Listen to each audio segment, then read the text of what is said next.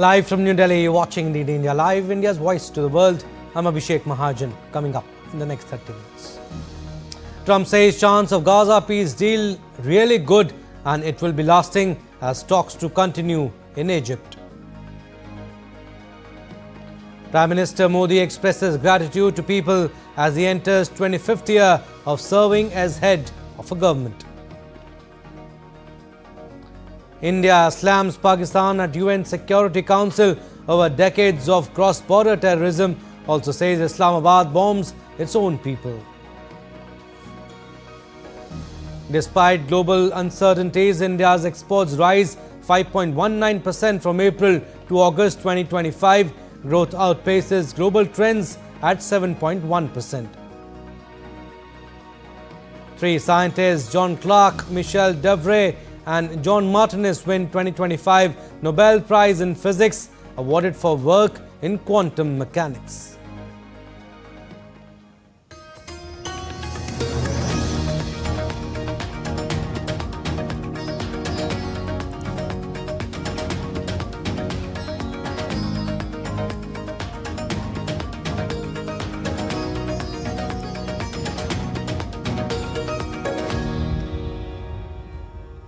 All right, beginning with updates from France, where political turmoil still continues a day after his shock resignation. Outgoing French Prime Minister Sébastien Lecornu is starting 2 days of last-ditch talks on Tuesday with members of various parties in an effort to find a way out of the country's political crisis.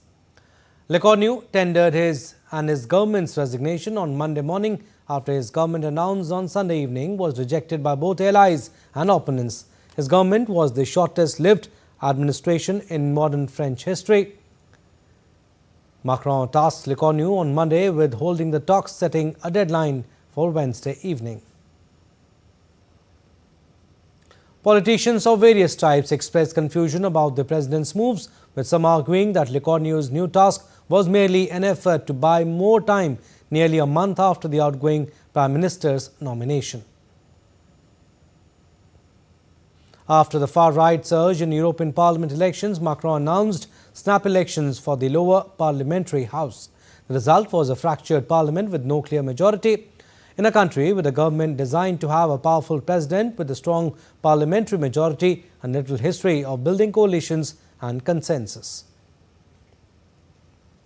Lecornu was Macron's third prime minister since those elections were called, and Macron's options are now limited.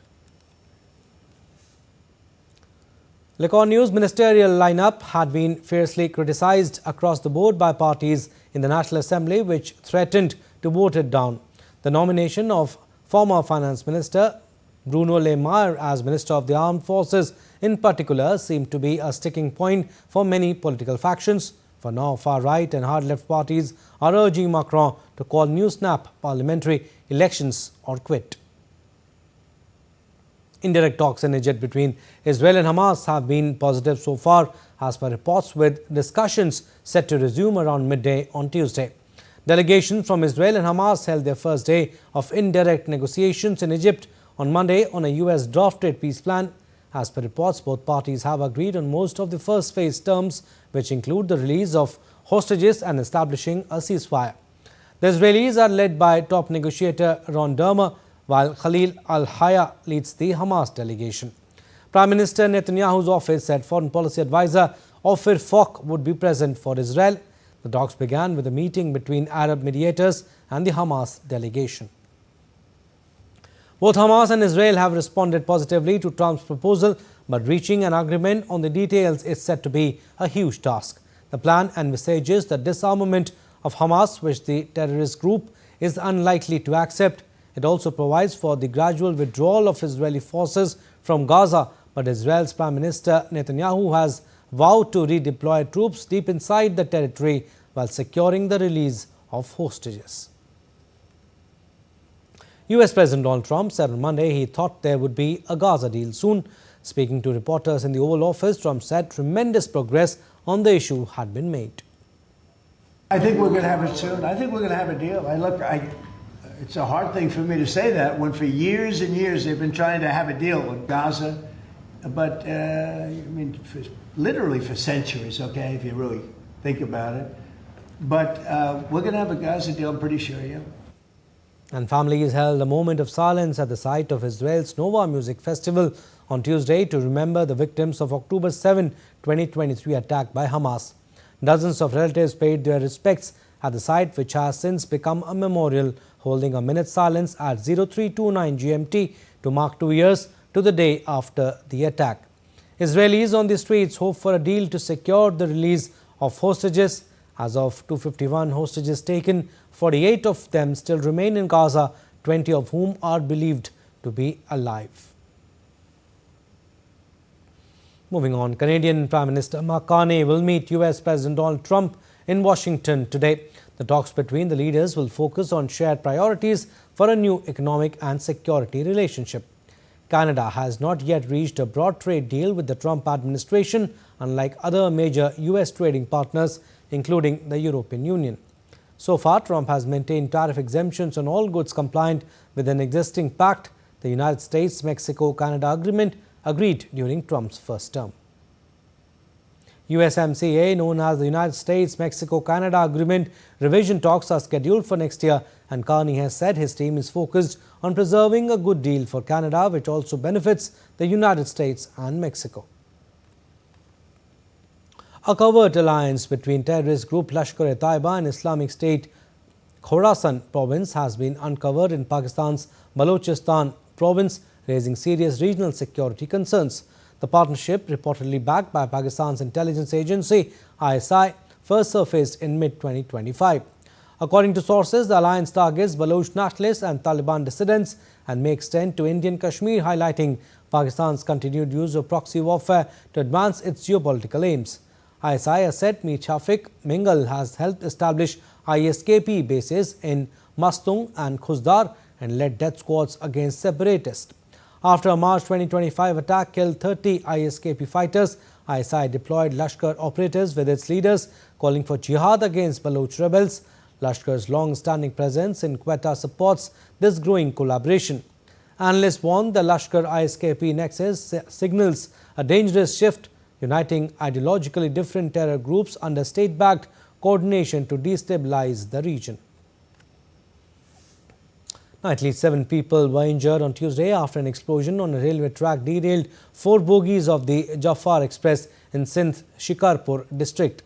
Officials said the train was heading to Quetta via Jacobabad when the blast occurred. Shikarpur Deputy Commissioner Shakil Abro confirmed the blast took place at 8:15 a.m. about 1 kilometer from Sultan Kot railway station. Emergency teams were dispatched to the site as authorities launched an investigation into the cause of the incident. Now, India has once again called out Pakistan for its delusional tirade against India, especially Jammu and Kashmir. Speaking during the open debate on women, peace and security, India's permanent representative to the UN, Parvatneni Harish, highlighted how Pakistan conducted Operation Searchlight in 1971, sanctioning genocidal mass rape by its own army. He underscored how the world sees through Pakistan's propaganda and said that Pakistan distracts the world through hyperbole.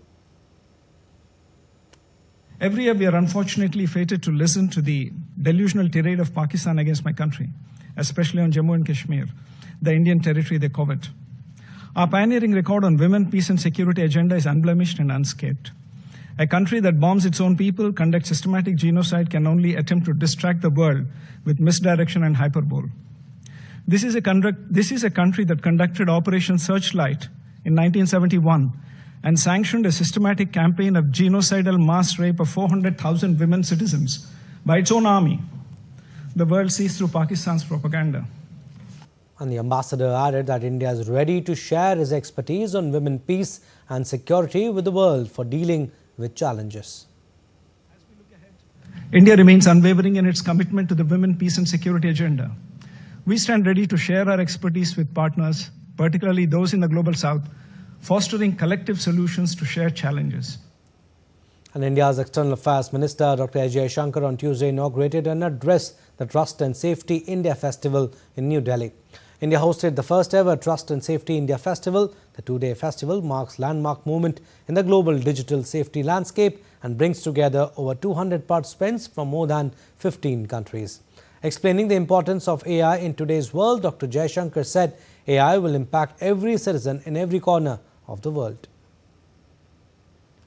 AI will transform our economies. It will change our work habits. It will create radically new health solutions. It will enhance educational access. It will improve efficiencies. It could even lead to a new lifestyle. The difference with the past is that this particular transformation that is going to come upon us, this will be all-pervasive and not just sectoral. It will impact every citizen in every corner of the world. Further highlighting the safety of AI, Minister said ongoing efforts in AI safety involve establishing governance frameworks, implementing regulations and developing best practices. Trust and safety are essential for the implementation of responsible AI. For a society like India, this means development of indigenous tools and frameworks, self-assessment protocols for innovators, and establishing relevant guidelines. Only then can we be assured that the development, deployment, use, and governance of AI is safe and accessible. Defence Minister Rajnath Singh attended the conference on opportunities in defence manufacturing in India. The minister also interacted with innovations for defence excellence startups at the Raksha Navachar Samvad. This initiative helped align state UT industrial strategies with the national mission of self-reliant defence manufacturing.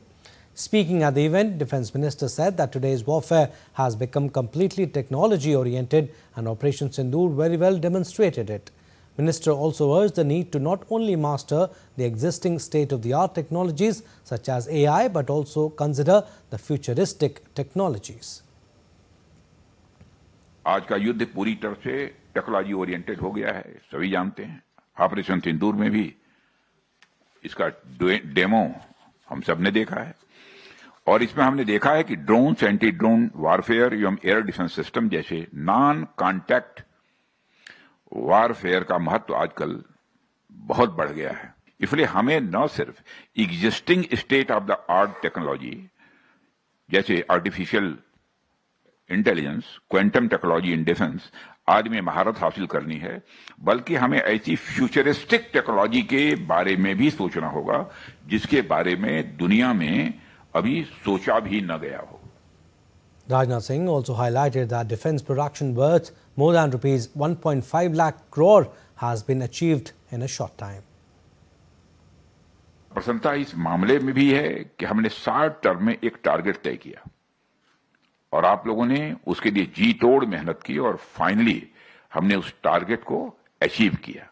अगर हम more than 1.5 lakh crore का defence production और 24,000 करोड़ का approximately defence export कर पाए हैं, तो इसमें आप लोगों का बहुत ही इंपॉर्टेंट रोल रहा है। An exhibition of IDEX winners was organized in Vigyan Bhavan at Delhi at a conference on opportunities of defence manufacturing in the country. DD India correspondent Vishal Barrister caught up with Combat Robotics to find out more. The geopolitical situation is changing fast, and so we need to be self-reliant, and so are the dynamics of the warfare. I have with me Ganesh, and he has his Combat Robotics. He has been offered a huge offer by the Indian Navy, but what is it all about? Let's talk to him and find out. Ganesh, what are you holding in your hand? So this is a spherical tactical buddy robot called TOTA. So this is used in counter-insurgency, counter-terrorist operations for house intervention function. So this can save a lot of lives. It can change the entire phenomena of house intervention in valley where the current situations are not good. Like any house intervention operation is a very fatal operation. So this is a device which is developed under IDEX for the para forces and infantry. Okay. Now this is for the Indian Army, but what about Navy? Yeah, for Navy we are developing a logistic vehicle for the submarines where it is able to save more than 200 hours of the manpower which is required every time the submarine like gets back to the shore, and it is reducing the fatigue factor of the sailors and giving them like a modern approach towards the functions which are carried on submarine. So well said. Made in India, made for the world, and this is what is all about the IDEX and also the startups. With cameraman Anil Thakur in Delhi, this is Vishal Baristo for DD India. Now, scientists John Clark, Michel Devore and John Martinez have been awarded the 2025 Nobel Prize in Physics for the discovery of macroscopic quantum mechanical tunneling and energy quantization in an electric circuit. The announcement was made by the Nobel jury on Tuesday. All three laureates are based in the United States. The Nobel Prize in Physics is awarded by the Royal Swedish Academy of Sciences and includes a prize of 11 million Swedish crowns, approximately 1.2 million US dollars. It is the second of 6 Nobel categories following physiology or medicine. The chemistry prize will be announced next. All right, we are slipping into a very short break. On the other side, more stories. Keep watching DD India Live.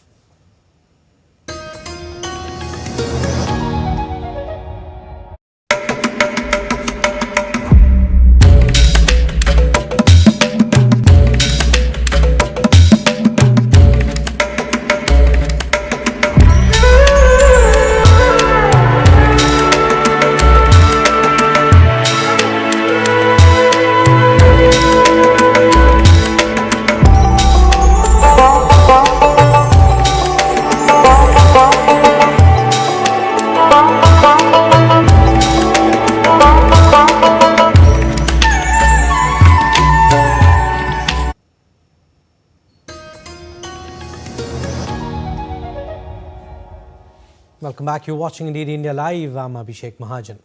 Prime Minister Narendra Modi enters 25th year in public office on October 7, a journey that began in 2001 as Gujarat's Chief Minister. From crisis management to national leadership to a global statesman, his tenure has been defined by transformative reforms, welfare schemes, strategic international alliance and a governance model that scaled from state success to nationwide impact. More on PM Modi's journey in this report. On October 7th, Prime Minister Narendra Modi entered his 25th year in public office. The journey began when he took over as the Chief Minister of Gujarat on October 7th, 2001, a milestone that underscores a long arc of political and administrative evolution from state to national and even global leadership. PM Modi's state-level career began amid challenge and upheaval. Narendra Modi became Gujarat's youngest chief minister on October 7, 2001, at the age of 51. He took charge in the wake of the devastating Bhuj earthquake and inherited a state grappling with infrastructure deficits and governance gaps. Over the next 13 years, he served 4 terms as chief minister, laying the groundwork for what came to be known as the Gujarat model of growth and development. Under his leadership, Gujarat saw expansion in water and infrastructure projects, power sector reforms, and industrial investments.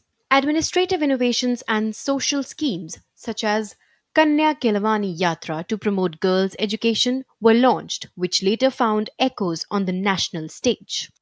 In 2014, BJP's national leadership nominated the then Gujarat Chief Minister as its prime ministerial candidate, and following a sweeping electoral mandate, PM Modi assumed the office. Over 3 terms, Prime Minister Narendra Modi led India on a new glide path of growth and transformation with his signature governance principles to the national canvas. One of the more discussed legacies is PM Modi's long-standing advocacy for girls' education and gender equality. During his chief ministership in Gujarat, he initiated the Beti Bachao campaign to combat female feticide and promote schooling for girls, especially in districts with low female enrollment. When the central government launched Beti Bachao Beti Padhao on January 22, 2015, it institutionalized many of those principles at scale.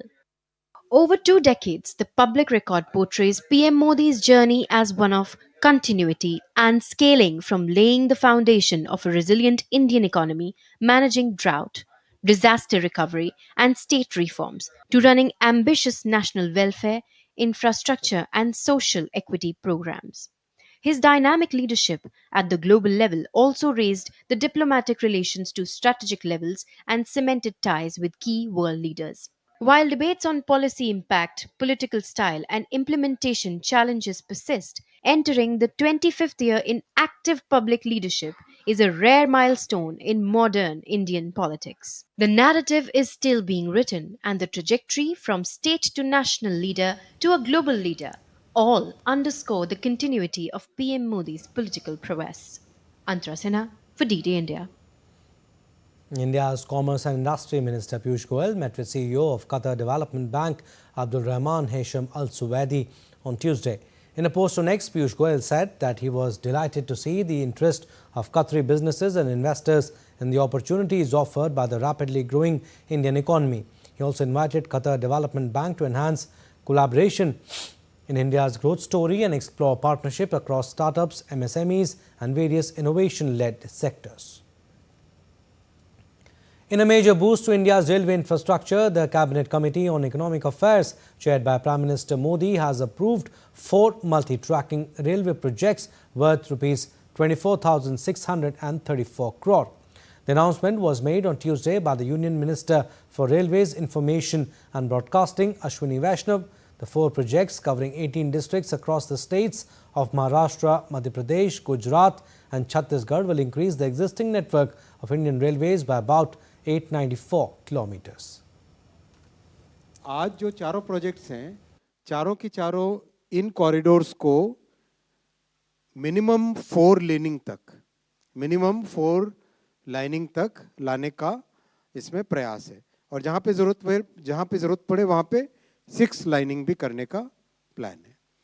ये जो projects आज आए हैं, दिल्ली मुंबई वाले में रतलाम से बड़ौदा, मुंबई हावड़ा में भुसावल से वर्धा, दिल्ली चेन्नई में बीना से इटारसी और मुंबई कोलकाता में गोंदिया से डोंगरगढ़। ये 4 ऐसे सेक्शंस हैं जिन सेक्शंस के लिए क्वाड्रुपलिंग का आज इसमें अप्रूवल हुआ है।